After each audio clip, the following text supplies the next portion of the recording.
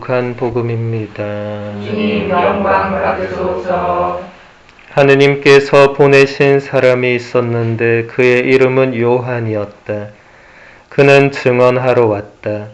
빛을 증언하여 자기를 통해 모든 사람이 믿게 하려는 것이었다. 그 사람은 빛이 아니었다. 빛을 증언하러 왔을 따름이다. 요한의 증언은 이러하다. 유다인들이 예루살렘에서 사제들과 레위인들을 요한에게 보내어 당신은 누구요? 하고 물었을 때 요한은 서슴지 않고 고백하였다. 나는 그리스도가 아니다 하고 고백한 것이다. 그들이 그러면 누구란 말이요? 엘리야요? 하고 묻자 요한은 아니다 하고 대답하였다. 그러면 그 예언자요? 하고 물어도 다시 아니다 하고 대답하였다. 그래서 그들이 물었다. 당신은 누구요? 우리를 보낸 이들에게 우리가 대답을 해야 하오. 당신은 자신을 무엇이라고 말하는 것이요? 요한이 말하였다. 나는 이사야 예언자가 말한 대로 너희는 주님의 길을 곧게 내어라 하고 광야에서 외치는 이의 소리다. 그들은 바리사이들이 보낸 사람들이었다. 이들이 요한에게 물었다. 당신이 그리스도도 아니고 엘리야도 아니고 그 예언자도 아니라면 세례는 왜 주는 것이요? 그러자 요한이 그들에게 대답하였다. 나는 물로 세례를 준다. 그런데 너희 가운데에는 너희가 모르는 분이 서 계신다. 내 뒤에 오시는 분이신데 나는 그분의 신발끈을 풀어 드리기에도 합당하지 않다. 이는 요한이 세례를 주던 요르단강 건너편 베타니아에서 일어난 일이다. 주님의 말씀입니다. 그리스도님 찬미합니다. 찬미 예수님. 찬미 예수님. 오늘 복음에서 가장 많이 등장하는 단어는 증언입니다. 이 증언이라는 말의 영어는 테스티모니라고 하죠. 이 말은 라틴어 테스티모니움에서 유래한 것입니다. 그리고 라틴어 테스티모니움은 그리스어 마르튀리아라는 단어에서 왔습니다. 그리스어 마르튀리아는 그리스어 동사 마르튀레오에서 유래하는데 그 뜻이 증언하다, 증거하다 입니다. 사실 그리스어 마르튀레오는 그리스도교 이전의 그리스 세계에서부터 널리 사용되던 말이었습니다. 특히 재판정에서 어떤 진술이 사실임을 말하고자 할 때 이 단어가 사용되었습니다. 이것이 그리스도교로 넘어오면서 그저 단순히 자신의 진술이 사실임을 말할 때 쓰이는 것이 아니라 자신의 신앙을 증거할 때 쓰이는 단어로 바뀌게 되었습니다.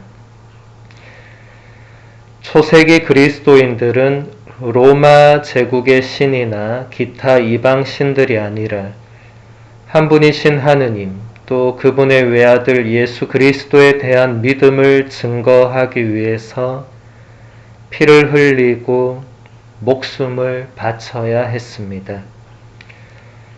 그래서 그리스어 마르튀레오는 점점 더 그리스도교 세계에서 단순히 신앙을 증언하는 의미가 아니라 목숨을 바치면서까지 자신의 신앙을 증거하는 순교의 의미를 지니게 되었습니다. 로마 제국에서 그리스도교는 하나의 비합법적인 종교로 여겨졌습니다. 왜냐하면 로마 황제가 믿으라고 공포하는 신을 그리스도인들이 전혀 믿지 않았고 황제가 지키라고 했던 종교적 법령조차 그리스도인들이 전혀 지키지 않았기 때문입니다. 그래서 그리스도인들은 로마 제국으로부터 박해를 받을 수밖에 없었습니다. 그러나 그리스도인들은 자신들의 신앙 때문에 박해를 받고 심지어 죽음까지 당하는 것을 예수님 부활의 힘이 드러나는 것이라고 생각했습니다. 순교자들 안에서 예수 그리스도께서 고통을 받으시고 죽음을 당하신다고 그들이 믿었기 때문입니다. 또 그들은 순교의 화해와 중재의 가치가 있다고 믿었습니다. 순교는 죄를 없애줄 뿐만 아니라 살아있는 신자들을 위한 중재와 변론의 의미를 지닌다고 보았습니다. 그 당시 그리스도인들에게 순교자들은 이미 하늘나라에서 주님 바로 곁에 있는 사람들이었습니다. 그러므로 순교는 그리스도에 대한 믿음의 완전한 증거이고 또 그리스도에 대한 완전한 모방이었습니다. 그렇기에 순교에 직면한다는 것은 그리스도를 향한 믿음을 놓지 않기 위해서 자신의 목숨을 바치는 것을 의미했습니다.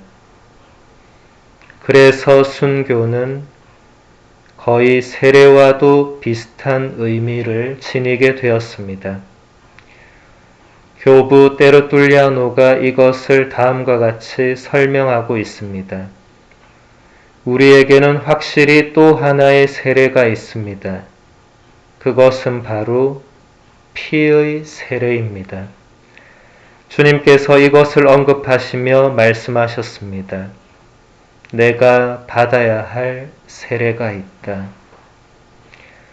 사실 요한이 기록한 대로 주님께서 말씀하신 이 세례는 물과 피를 통해서 왔습니다. 물과 함께 세례를 받고 피와 함께 영광을 받는 것입니다. 테르툴리아노의 이 말에서 잘 볼 수 있는 것처럼 초세기 그리스도인들은 피의 세례인 순교를 열망했습니다. 그래서 순교자 유스티노 성인은 우리는 죽음을 두려워하지 않습니다 라고 말하면서 그 당시 신앙인들의 마음 자세가 어떠한지를 잘 보여주었고 이것은 특별히 안티오키아의 이냐시오 성인에게서 대단히 잘 드러나고 있습니다. 이냐시오 성인은 로마인들에게 편지를 쓰면서 이렇게 당부하고 있습니다. 저의 피가 하느님께 드리는 제물로 쏟아지게 하는 것 밖에는 아무것도 저를 위해 하지 마십시오. 저는 모든 교회에 이런 편지를 썼습니다. 여러분이 방해하지만 않으신다면 제가 하느님을 위해서 기꺼이 죽을 수 있다고 말입니다. 이제 여러분에게 청합니다. 불필요한 호의를 저에게 베풀지 마십시오. 저를 맹수의 먹이가 되도록 놔두십시오. 그것을 통해서 제가 하느님을 만날 수 있습니다. 세상이 저의 몸을 볼 수 없게 될 때 저는 참으로 예수 그리스도의 제자가 될 것입니다. 세상의 목표도 이 세상의 왕국들도 저에게는 아무 소용이 없습니다. 저에게는 이 세상 땅끝까지 다스리는 것보다 예수 그리스도 안에서 죽는 것이 더 낫습니다.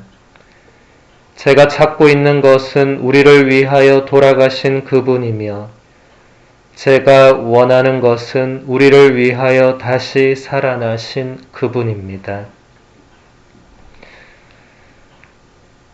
이냐시오 성인의 편지는 하느님을 향한 또 주님이신 예수 그리스도를 향한 초세기 그리스도인들의 열정이 지금 우리들 안에 있는지를 돌아보게 합니다. 이냐시오 성인이 그토록 갈망했던 주님을 기다리고 있는 이 대림 시기에 우리도 그분만을 따르겠다고 약속했던 세례 때의 첫마음을 되새기면서 세례자 요한처럼 주님의 오심을 잘 준비했으면 좋겠습니다. 지난 2014년 프란치스코 교황님이 한국에 오셨을 때 시복미사 강론 중에 이런 말씀을 하셨습니다. 이 땅에 믿음의 첫 씨앗들이 뿌려진 지 얼마 지나지 않아서 순교자들과 그리스도인 공동체는 예수님을 따를 것인가 아니면 이 세상을 따를 것인가 둘 중에 하나를 선택해야만 했습니다. 그들은 당신 때문에 세상이 그들을 미워할 것이라는 주님의 경고 말씀을 들었습니다. 그들은 예수님의 제자가 되는 것의 대가가 무엇인지를 알았던 것입니다. 많은 사람들에게 이것은 박해를 의미했고 또 나중에는 산속으로 들어가서 교우촌을 이루게 되는 것을 의미했습니다. 그들은 엄청난 희생을 치를 각오가 되어 있었습니다. 그리고 그리스도에게서 그들을 멀어지게 할 수 있는 그 어떤 것도, 즉 재산과 땅, 특권과 명예 등 모든 것을 포기하고자 했습니다. 그들은 오직 그리스도 한 분만이 그들의 진정한 보화임을 알았기 때문입니다. 오늘날 우리는 매우 자주 우리의 신앙이 세상에 의해서 도전받고 있음을 체험합니다. 우리는 헤아릴 수 없이 많은 방식으로 우리의 신앙을 양보해서 타협하고 복음의 근원적인 요구를 희석시키며 이 시대 정신에 순응하라는 요구를 받고 있습니다. 그러나 순교자들은 그리스도를 모든 것 위에 최우선으로 모시고 그 다음에 이 세상의 다른 온갖 것들은 그리스도와 그분의 영원한 나라와 관련해서 보아야 한다는 것을 우리에게 상기시켜 줍니다. 순교자들은 우리 자신이 과연 무엇을 위해 죽을 각오가 되어 있는지, 그런 것이 과연 있는지를 생각하도록 우리에게 도전해 옵니다. 막대한 풍요로움 곁에서 매우 비참한 가난이 소리 없이 자라나고 가난한 사람들의 울부짖음이 좀처럼 주목받지 못하는 그런 사회 안에서 살고 있는 우리에게 순교자들의 모범은 많은 것을 일깨워 줍니다. 우리가 순교자들의 모범을 따르면서 주님의 말씀을 그대로 받아들이고 믿는다면 우리는 순교자들이 죽음에 이르도록 간직했던 그 숭고한 자유와 기쁨이 무엇인지를 마침내 깨닫게 될 것입니다.